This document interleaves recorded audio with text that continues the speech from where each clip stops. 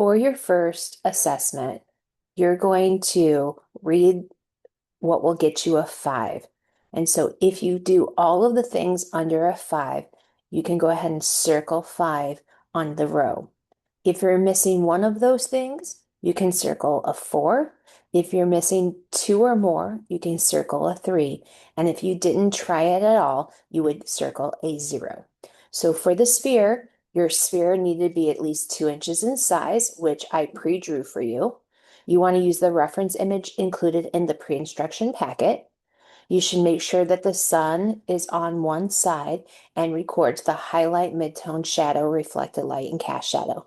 You don't need to label those things, but if you did them, just leave it. Don't worry about doing that. So once again, if you are missing one of these things, you can give yourself a 4. If you're missing 2 or more, you can give yourself a 3. If you didn't try the sphere at all, you would give yourself a 0. For the portrait, you want to pick a reference image. It should be a photo, not a drawing, not a cartoon. You want to make sure that you either use mine or find your own on a Chromebook. Please don't use your phone. You want to draw a front view only, including head and neck. It needs to be at least 6 inches tall. You want to include linear details. You can shade it if you have time, but you don't need to shade it. And you want to pay attention to detail and proportion. Now, keep in mind that in order to get a 5 on any of these drawings, you do not need to make them perfect. This is just you tried or you didn't do it. And so your quality of your work doesn't necessarily matter. For the hand, you drew your non-dominant drawing hand, so you don't need to draw the hand that actually does the drawing, I should say. You should have at least one finger touching another. So it can be touching, it could be bent, it could be holding a pencil. You want to draw life size, so the size of your actual hand.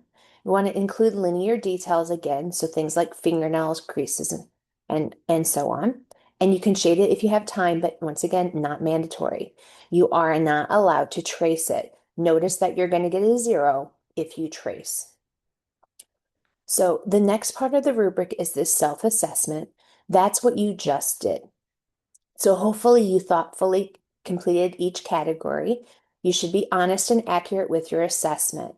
If you give yourself a 5 for all of them, but maybe let's say here you drew too small, like let's say you made it only 2 inches tall, that would not be accurate. So if you were not reading those directions, you might get yourself a 4 or a 3 because you were slightly off or didn't use the qualifications or standards.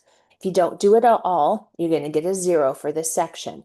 I will let you go back and fix it if you forget to do the grading. And then lastly, for your reflection, you're going to answer the 2 questions at the end of the rubric. You want to make sure that you make a claim and support it with evidence. Your comments should be introspective and helpful for my understanding as well as your own.